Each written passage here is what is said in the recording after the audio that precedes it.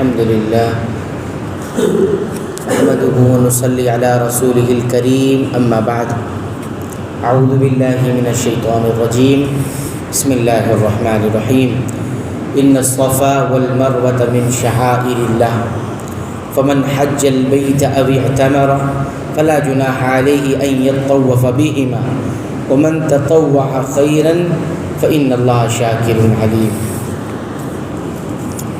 صفا اور مروہ اللہ تعالیٰ کی نشانیوں میں سے ہیں، اس لیے بیت اللہ کا حج اور عمرہ کرنے والوں پر ان کا طواف کر لینے میں بھی کوئی گناہ نہیں۔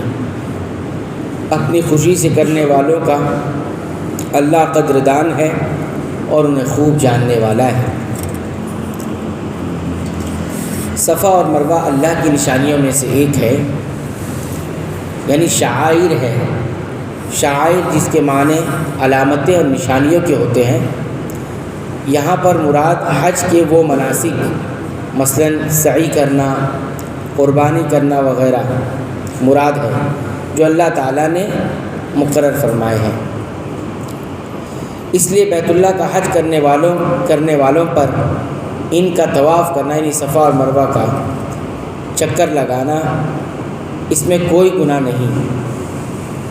معنی اس کا یہ ہے کہ صفا اور مروہ کے درمیان سعی کرنا حج کا ایک رکن ہے، لیکن قرآن کے الفاظ فلا جناح علیہ، اس کے کر لینے میں کوئی گناہ نہیں۔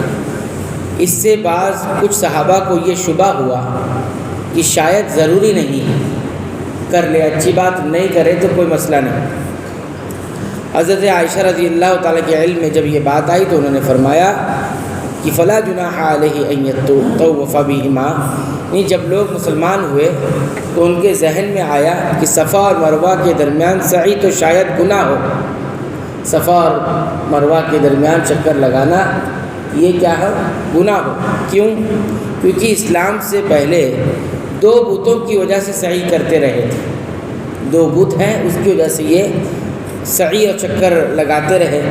اللہ تعالیٰ اس آیت میں ان کے اس وہم اور خلش کو دور فرما دیا، اور اب یہ سعی ضروری ہے، حج کا رکن ہے، جس کا آغاز صفا سے ہوتا ہے، اختتام مروہ پر ہوتا ہے۔ ان الذين يكتمون ما انزلنا من البينات والهدى من بعد ما بيناه للناس في الكتاب اولئك يلعنهم الله ويلعنهم اللاعنون۔ جو لوگ ہماری اتاری ہوئی دلیلوں اور ہدایت کو چھپاتے ہیں، باوجود یہ کہ ہم اسے اپنی کتاب میں لوگوں کے لیے بیان کر چکے ہیں، ان لوگوں پر اللہ کی اور تمام لعنت کرنے والوں کی لعنت ہے۔ اللہ تعالیٰ نے جو باتیں اپنی کتاب میں نازل فرمائی ہے، انہیں چھپانا اتنا بڑا جرم ہے کہ اللہ کے علاوہ دیگر لعنت کرنے والے بھی اس پر لعنت کرتے ہیں۔ حدیث میں ہے کہ جس سے کوئی ایسی بات پوچھی گئی جس کا اس کو علم تھا اور اس نے اسے چھپا لیا، نہیں بتایا، تو قیامت والے دن آگ کی لگام اس کے منہ پر دی جائے گی، آگ کی لگام اس کے منہ پر دی جائے گی۔ یعنی حق چھپانا، حق معلوم ہونے کے باوجود بھی نہ بتانا اور پوچھے جانے پر نہ بتانا، اس کی یہ سخت وعید ہے۔ اللہ کہ کوئی حکمت موجود ہو تو وہاں الگ مسئلہ ہے۔ الا الذين تابوا واصلحوا وبينوا فاولئك اتوب عليهم وانا التواب الرحيم، مگر وہ لوگ جو توبہ کر لیں اور اصلاح کر لیں اور بیان کر دیں تو میں ان کی توبہ قبول کر لیتا ہوں، اور میں توبہ قبول کرنے والا اور رحم کرنے والا ہوں۔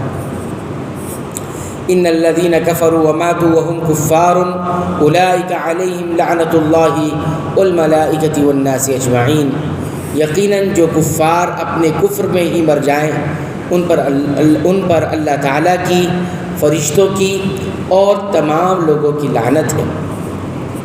اس سے معلوم ہوا کہ جن کی بابت یقینی علم ہے کہ ان کا خاتمہ کفر پر ہوا ہے، صحیح طور پر معلوم ہے کہ یہ کفر پر ان کا انتقال ہوا، کفر پر گئے، خاتمہ ہوا، ان پر لعنت جائز ہے، لیکن اس کے علاوہ کسی بھی بڑے سے بڑے گنہگار مسلمان پر لعنت کرنا جائز نہیں۔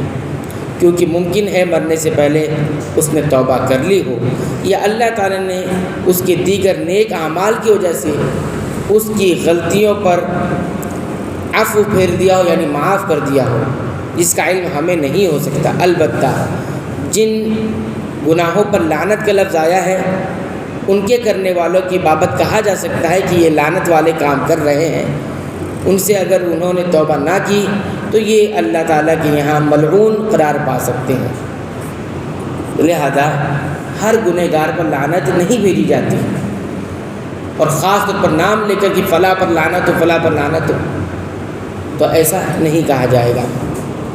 خالدین فیہا لا یخفف عنہم العذاب ولا هم ینظرون، جس میں ہمیشہ رہیں گے، نہ ان سے عذاب ہلکا کیا جائے گا نہ انہیں ڈھیل دی جائے گی۔ اللہ تعالیٰ سے دعا ہے رب العالمین تو ہمیں قرآن حکیم کی پابندی سے تلاوت کی توفیق عطا فرما، اس کے معانی کو سمجھ کر غور کر کے پڑھنے کی توفیق عطا فرما، اس کے مطابق عمل کی توفیق عطا فرما۔ اے اللہ تو ہماری مغفرت فرما، ہمارے والدین کی مغفرت فرما دے، اور تمام مسلمان مومنوں اور اہل توحید کی مغفرت فرما، آمین۔